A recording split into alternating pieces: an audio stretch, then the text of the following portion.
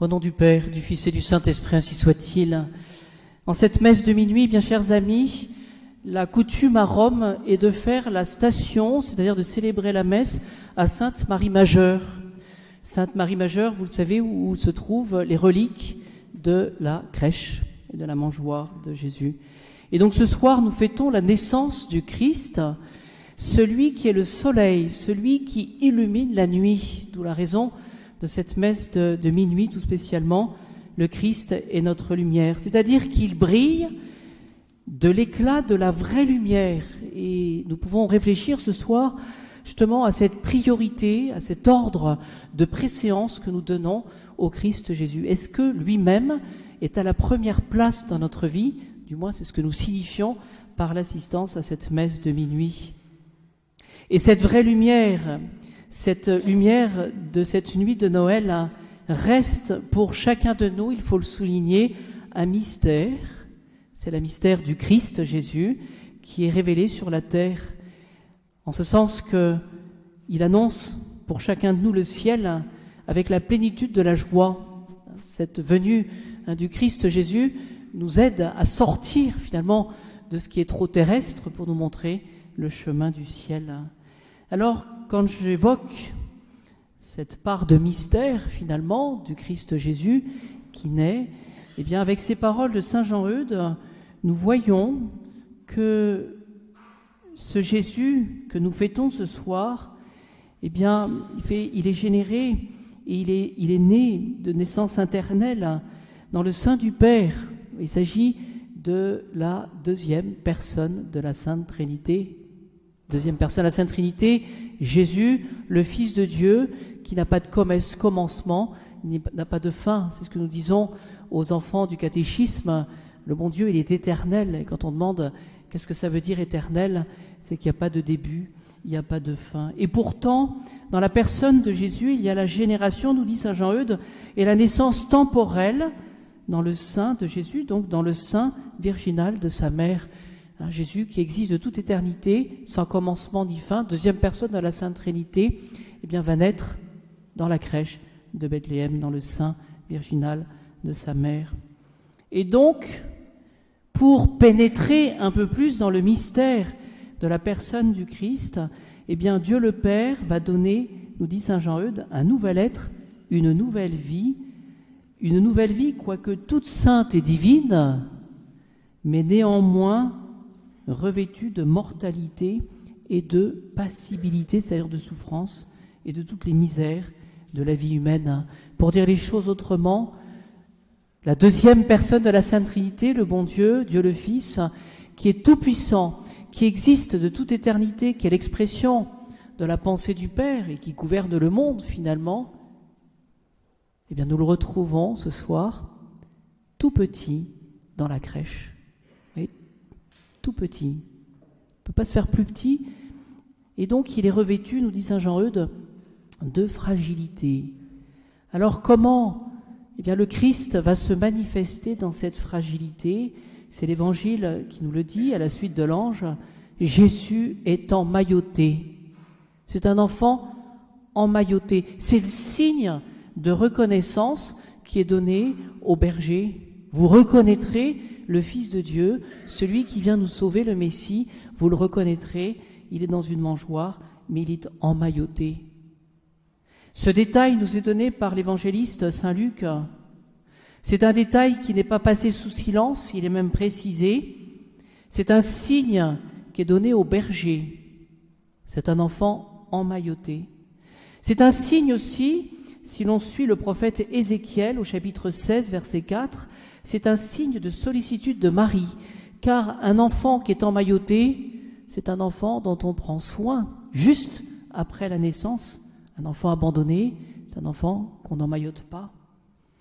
C'est un signe qui est donné au berger, c'est un signe de sollicitude de Marie. C'est un signe aussi, et nous entrons dans le mystère d'impuissance, de faiblesse. Ce Dieu qui nous aime, mais il se fait tout petit, il est tout faible. Et il vient pour nous. C'est un signe aussi, nous disent les pères de l'Église, de mort. La mort du Christ, en effet, Jésus crucifié, sera enveloppé d'un linceul et déposé dans le sépulcre. Et donc, en méditant ce soir sur cet aspect des choses, parce que du coup j'ai regardé quand même, parce que est-ce qu'on emmaillote les bébés maintenant? Eh bien, je crois que oui, ou un peu plus du moins. Et ce que j'ai pu, les mamans pourront me dire après, mais ce que j'ai pu voir, c'est que un enfant qui est emmailloté, il se sent un peu plus comme s'il était dans le sein de sa mère. C'est un enfant qui se sent un peu plus en sécurité. C'est un enfant qui pleure moins. Alors, demandons cette seule et unique grâce ce soir, de mesurer l'humilité de Jésus, l'humilité du bon Dieu. Oui, n'aimons pas les choses trop grandes, les choses qui sont démesurées. Le secret pour accéder à Dieu, le secret pour être touché ce soir en cette nuit de Noël, c'est tout simplement d'être à la place que Jésus veut nous donner. Et c'est une place d'humilité. Demandons aussi cette grâce de la simplicité. Ce qui est simple, c'est ce qui n'est pas composé. Ce qui est simple, c'est ce qui a comme but, un seul unique. Bien chers amis, nous savons ce soir que le but de notre vie, c'est d'aimer Jésus, de le suivre dans la simplicité. Ne soyons pas partagés. L'autre grâce que nous pouvons demander aussi, c'est la grâce de savoir s'abandonner. Ce petit enfant, il est tout abandonné, il a besoin de ses parents. Eh bien nous autres, lorsque nous sommes dans la joie ou lorsque nous sommes dans la peine, lorsque nous voulons, progresser, grandir dans la sainteté, eh bien nous avons le chemin de l'abandon. Celui qui s'abandonne, c'est celui qui a la foi, c'est celui qui a confiance, c'est celui qui sait qu'il est protégé et qu'il a un Père au ciel. C'est enfin la vertu de confiance. Ce mystère de Noël, c'est le mystère de la foi. Voyez, essayons d'entrer dans cette vertu qui nous permet, au-delà de tout ce que nous connaissons, de tout le créé, dans le monde dans lequel nous vivons, d'aller plus loin. C'est-à-dire que finalement, le regard de la foi nous permet de corriger cette myopie que nous avons, c'est-à-dire que ça nous permet de voir les choses comme Saint Jean le dit, comme Dieu les voit. Et voyez-vous, ce soir, c'est le moment de confier nos joies pour que notre joie soit complète, qui peut être mêlée d'épreuves, de croix aussi. Mais cette joie, si nous la voyons avec le Christ Jésus, si nous voyons cette joie avec la foi, eh bien nous pourrons entrer dans le mystère de Dieu, le mystère du bon Dieu qui nous aime. Et nos peines, eh bien c'est le moment ce soir aussi de les offrir.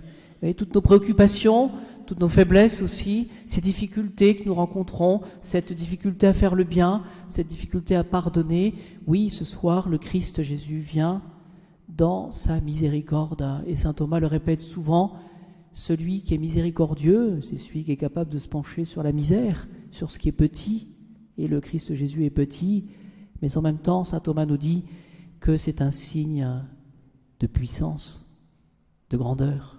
En effet, celui qui a la grandeur d'âme, c'est celui qui est capable bien d'embrasser ce qui est grand, mais ça c'est facile, mais c'est aussi celui qui est capable d'embrasser ce qui peine, ce qui est difficile, ce qui ressemble un peu à la croix.